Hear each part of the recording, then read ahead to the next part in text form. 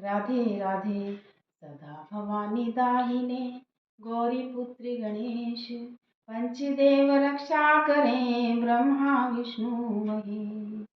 माघ महात्म तीसरा अध्याय। तब राजा दिलीप कहने लगे कि महाराज, यह पर्वत कितना ऊंचा और कितना लंबा चौड़ा है। तब विशिष्ट जी कहने लगे कि 36 योजन यानी 1 योजन 4 कोस का होता है। ऊंचा ऊपर चोटी में 10 योजन चौड़ा और नीचे 16 योजन चौड़ा है, जो हरी चंदन, आम, मदार, देवदार और अर्जुन के वृक्षों से सुशोभित है।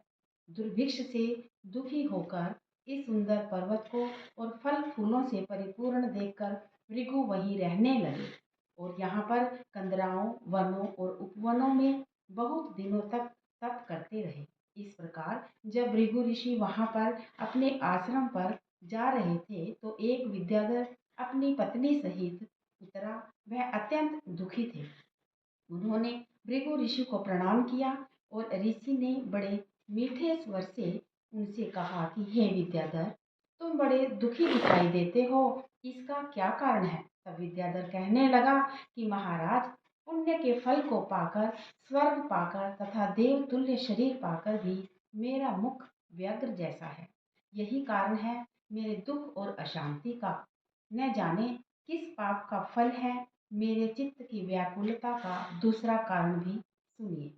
यह मेरी पत्नी अति रूपवती, मीठा वचन बोलने वाली, नाचने और गाने की कला में अति प्रवीण, शुद्ध चित्त वाली, सातों सुरों वाली, वीणा का बजाने वाली, जिसने अपने कंठ से गाकर नारद जी को भी प्रसन्न किया। नाना स्वरों के नाद से वीणा बजाकर कुबेर को प्रसन्न किया। अनेक प्रकार के नाच ताल से शिवजी महाराज भी अति प्रसन्न और रोमांचित हुए। शील, उदारता, रूप तथा यौवन में स्वर्ग के कोई अप्सरा भी इस जैसी नहीं है।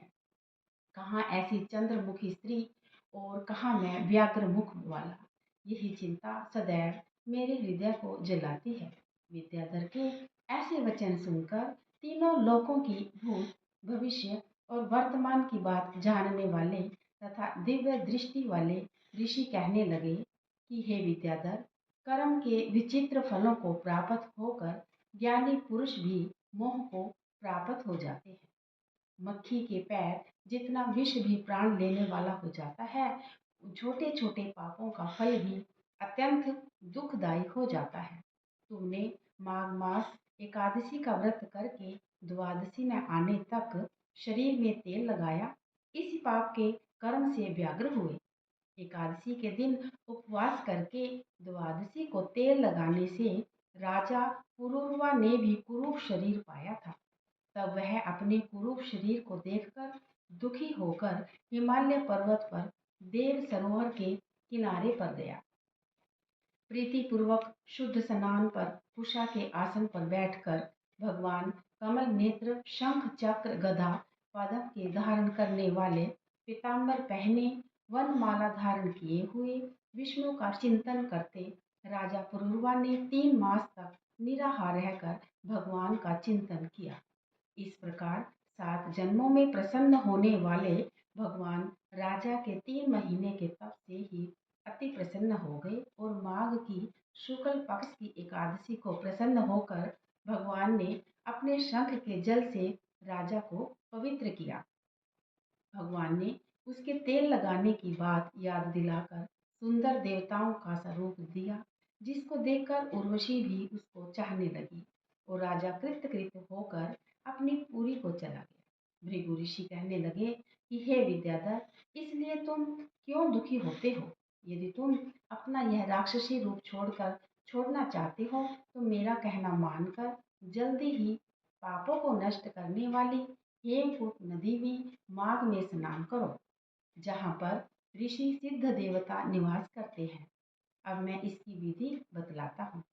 तुम्हारे भाग्य में माघ मास आज से 5वें दिन ही आने वाला है। पौष शुक्ला एकादशी से इस व्रत को आरंभ करो। भूमि में सोना, जितेंद्रिय रहकर दिन में 3 समय स्नान करके महीना भर निराहार रहो। सब भोगों को त्याग कर तीनों समय भगवान विष्णु का पूजन करो।